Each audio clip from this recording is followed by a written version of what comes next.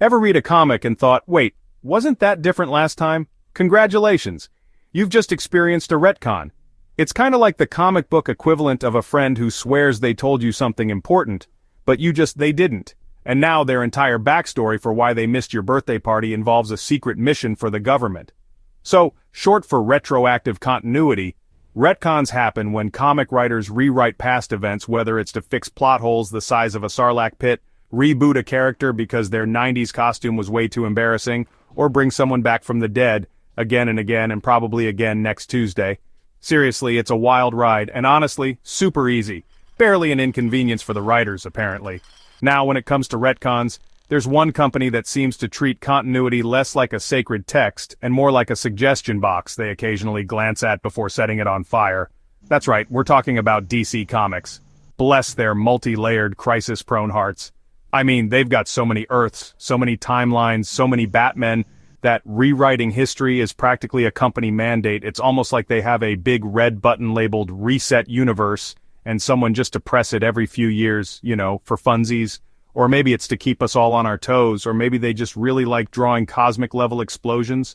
Who can say?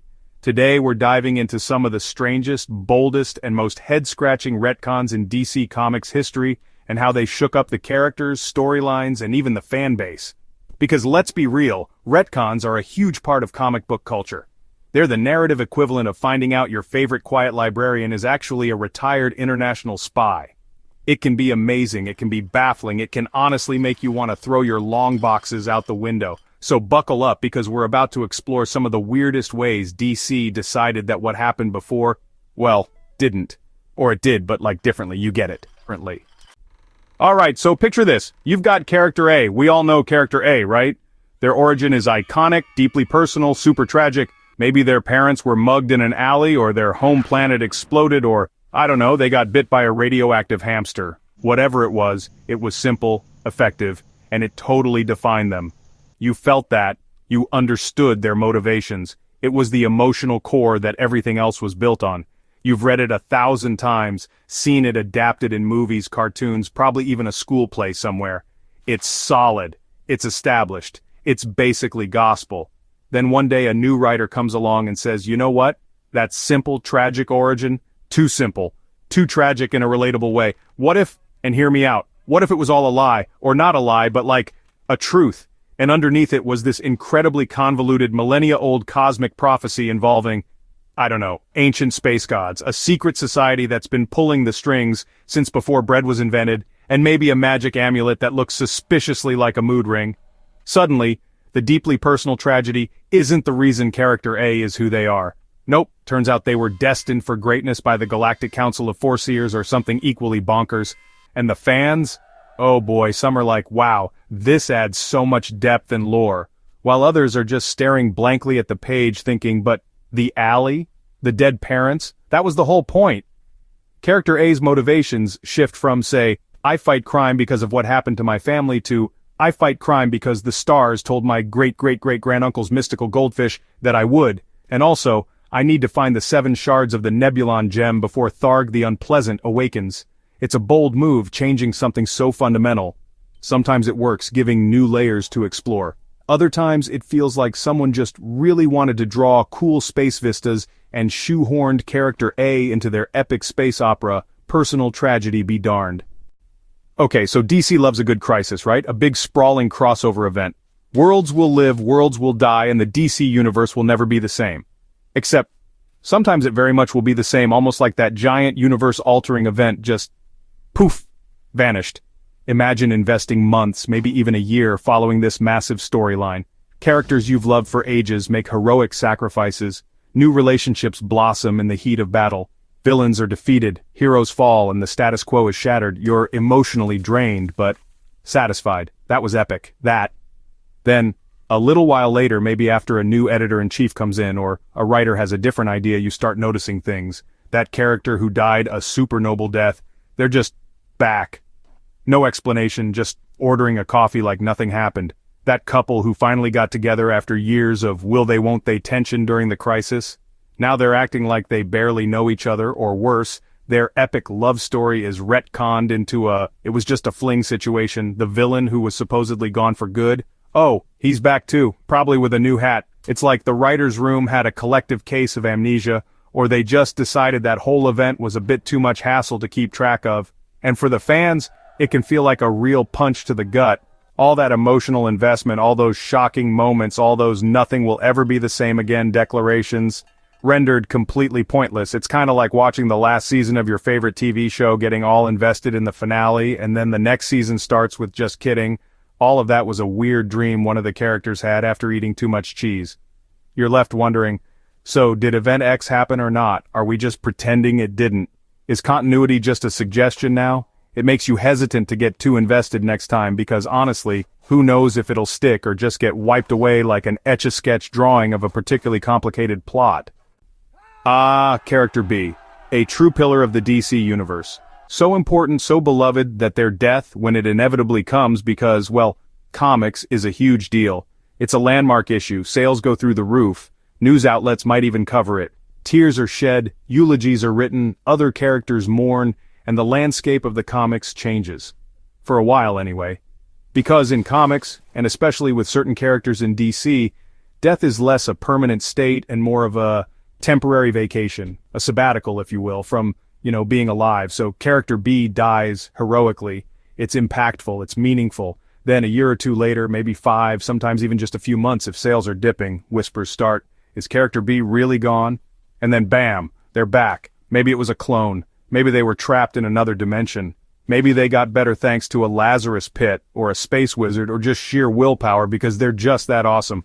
The first time, okay, it's exciting, they're back! Hooray! The emotional impact of their death is slightly lessened, but hey, we love character B. But then, they die again. And come back again. And then they die a third time, maybe in a Tuesday afternoon crossover event that no one really remembers, and they come back by Thursday because they found a convenient escape hatch from the afterlife. Each resurrection chips away a little more at the significance of their sacrifices. What was once a profound, story-altering event becomes a running gag. Oh, character B died, set your watches, folks. They'll be back by the next big summer event, probably with a slightly updated costume. It turns these potentially powerful moments into narrative speed bumps, and you start to wonder if the Grim Reaper in the DC universe just has a really inefficient filing system, or if character B has a frequent flyer card for the underworld. You know those iconic duos in comics, right? The ones whose relationships, whether platonic best buds or epic romances, have been built up over decades. Their interactions are legendary. Their bond is a cornerstone of their respective titles, and fans have grown to love and expect that dynamic. It's comforting, it's familiar, it's like seeing old friends interact. You've got years of history, shared experiences, character development that hinges on their connection. It's all there, written in the comic book stars, and then suddenly, it's not.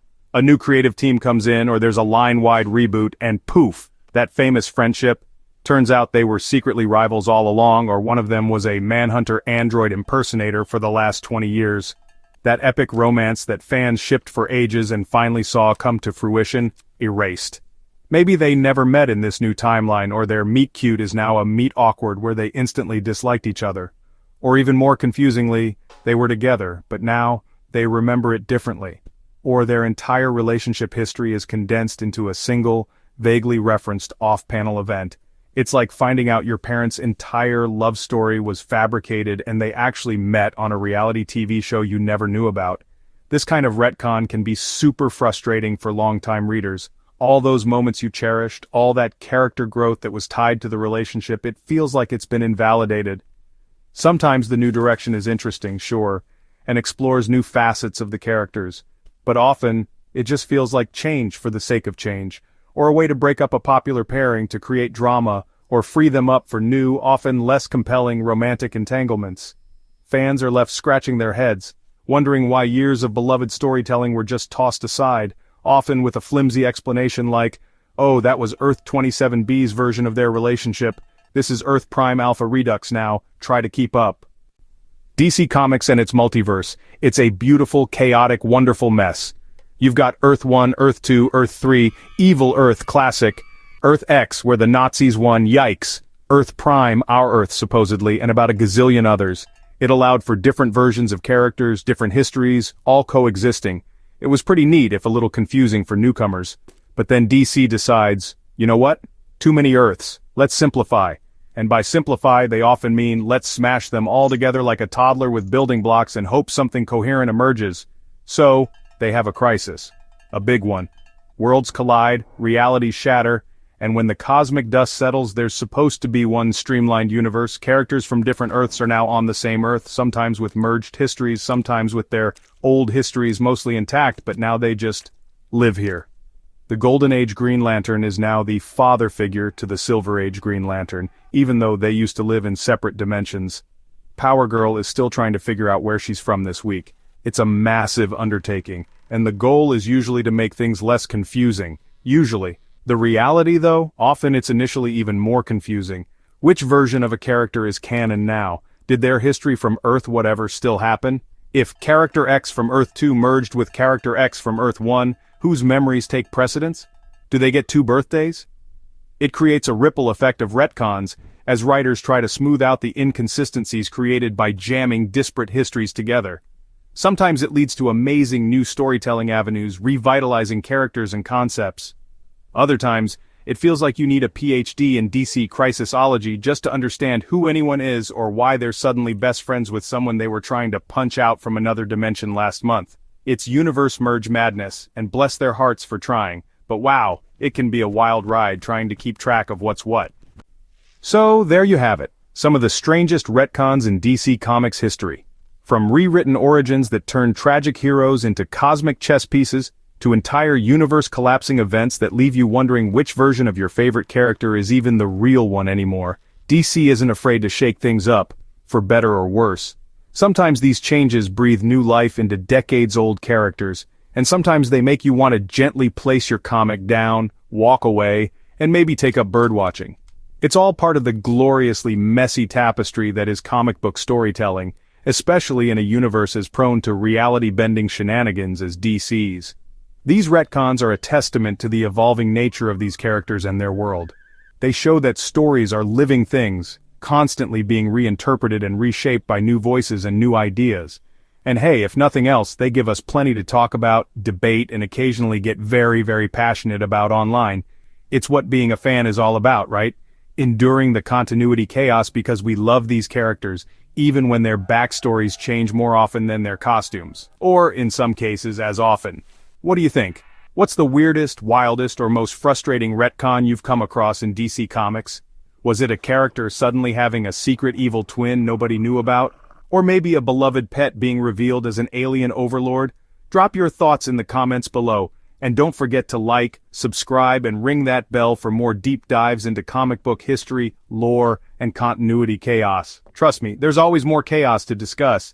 It's super easy, barely an inconvenience to find it.